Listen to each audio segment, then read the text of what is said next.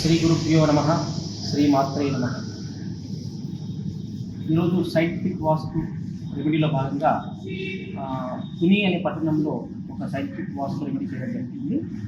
దాంట్లో భాగంగా ఇప్పుడు వచ్చినటువంటి హెల్త్ రిలేటెడ్ ప్రాబ్లమ్స్లో భాగంగా ఈ ఇండిగో శాప్ అనేటటువంటి నెగిటివ్ ఎనర్జీ రావడం వలన అక్కడ నివసించేటటువంటి వాళ్ళకి జనరల్గా వచ్చే సమస్యలు ఏంటంటే నోస్ రిలేటెడ్ ప్రాబ్లం కానీ ఐ రిలేటెడ్ ప్రాబ్లం కానీ, తర్వాత రెటినా, ఆప్టికల్ నర్వ్, ఇలాంటివన్నీ కూడా వచ్చే అవకాశం ఉంటుంది.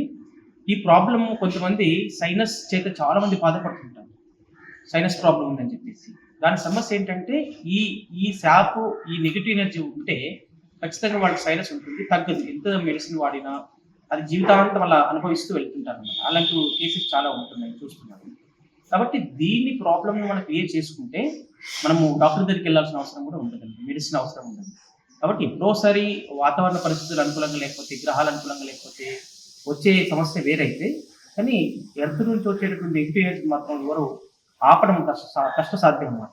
కాబట్టి ఇలాంటి నెగిటివ్ ఎనర్జీ రిమూవ్ చేసుకోవడం వల్ల ఐ ప్రాబ్లం కానీ త్వరగా చూపు మందగిస్తుంది పిల్లల్లో.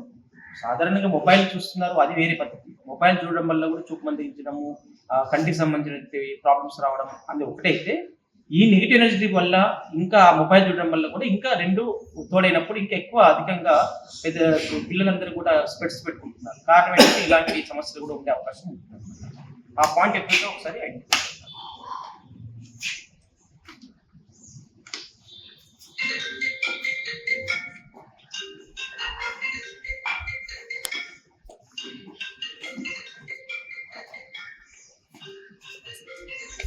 ఇక్కడ పాయింట్ అనేది ఇక్కడ వచ్చేసిందండి.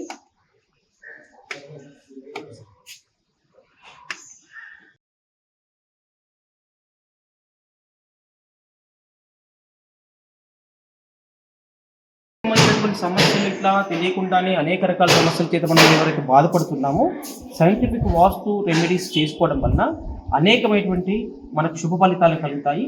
ఇది కేవలము భారతీయులకి వర్తిస్తుందంటే ప్రపంచంలో ఉన్నటువంటి ప్రతి కంట్రీకి, ప్రతి దేశానికి కూడా వర్తిస్తుంది సైంటిఫిక్ మెథడ్. కాబట్టి ఇది ఇల్లు ఇన్ని డిగ్రీలో కట్టాలి, అన్ని డిగ్రీలో కట్టాలని చెప్పేసి మనం వాస్తు పండితులు మనం అందరూ చెప్తుంటాము.